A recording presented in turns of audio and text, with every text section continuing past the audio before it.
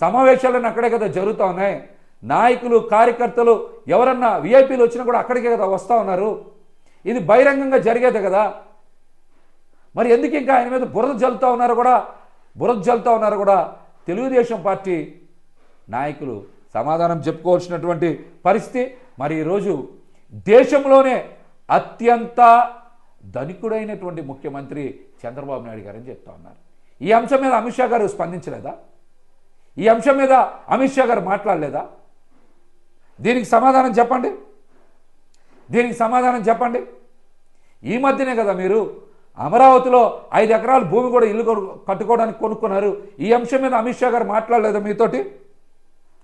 ఇట్లాంటి విషయాలు మాత్రం మీరు బయటికి మాట్లాడరు. ఇంకా ఎన్నాళ్ళు ప్రజల్ని తప్పుదారి పట్టిస్తారు చెప్పండి.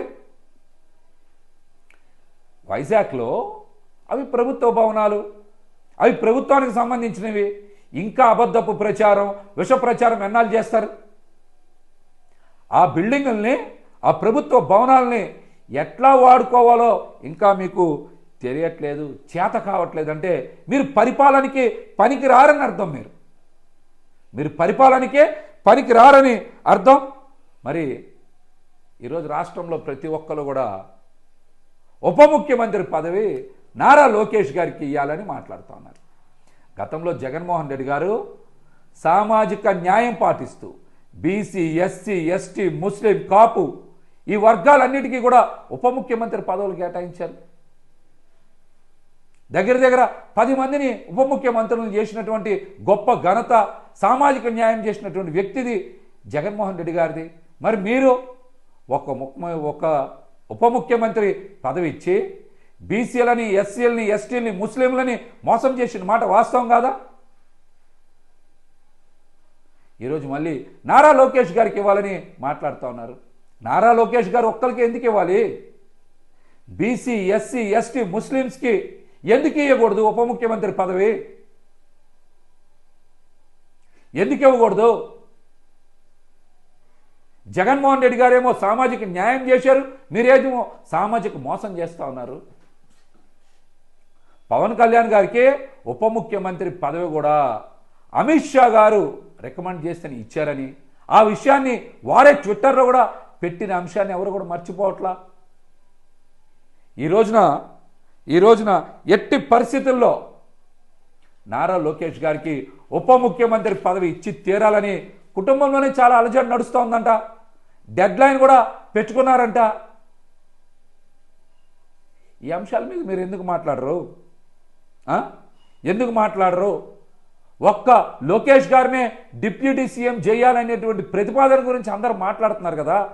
సామాజిక మోసం మీద ఎందుకు తెలుగుదేశం పార్టీ నాయకులు కానీ, జనసేన పార్టీ నాయకులు కానీ మాట్లాడట్లా? ఎందుకు మాట్లాడట్లా? దీనికి సమాధానం చెప్పండి.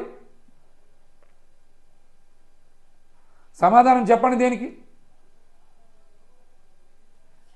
మ్యాన్ మేడ్ ఏమన్నారు? విధ్వంసమా? జగన్మోహన్ రెడ్డి గారి 5 సంవత్సరాల పాలన విధ్వంసకరమైనటువంటి పాలనంట.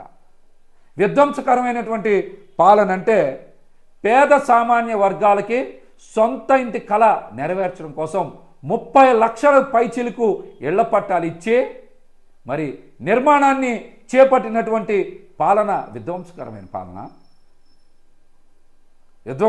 పాలన. రాష్ట్ర వ్యాప్తంగా ప్రజలకి పాలన దగ్గర కావాలని సచివాలయాలు నిర్మిస్తే దాన్ని విధ్వంసకరమైన పాలన అంటారా? చిన్న జిల్లాలు ఏర్పాటు చేస్తే దాన్ని విధ్వంసకరమైన పాలన అంటారా? ప్రభుత్వ బడుల్ని అభివృద్ధి చేసి నాడు నేడు పథకం కింద అభివృద్ధి చేయడాన్ని దాన్ని విధ్వంసకర పాలన అంటారా? అభివృద్ధి వికేంద్రీకరణ చేసి రాష్ట్రం మొత్తం అభివృద్ధి చెందాలని అన్ని జిల్లాల్లో అభివృద్ధి కార్యక్రమాలు చేపడితే దాన్ని విధ్వంసం అంటారా? చెప్పండి. నవరత్నాల ద్వారా ప్రజల జీవన ప్రమాణాలు పెంచేలాగా సంక్షేమ పథకాలని అద్భుతంగా అమలు చేస్తే వాటిని విధ్వంసకర పాలన అంటారా? ఆరోగ్యశ్రీని మెరుగుపరిచి ప్రతి సామాన్యుడికి నాణ్యమైన వైద్యం అందించడాన్ని విధ్వంసకరమైన పాలన అంటారా?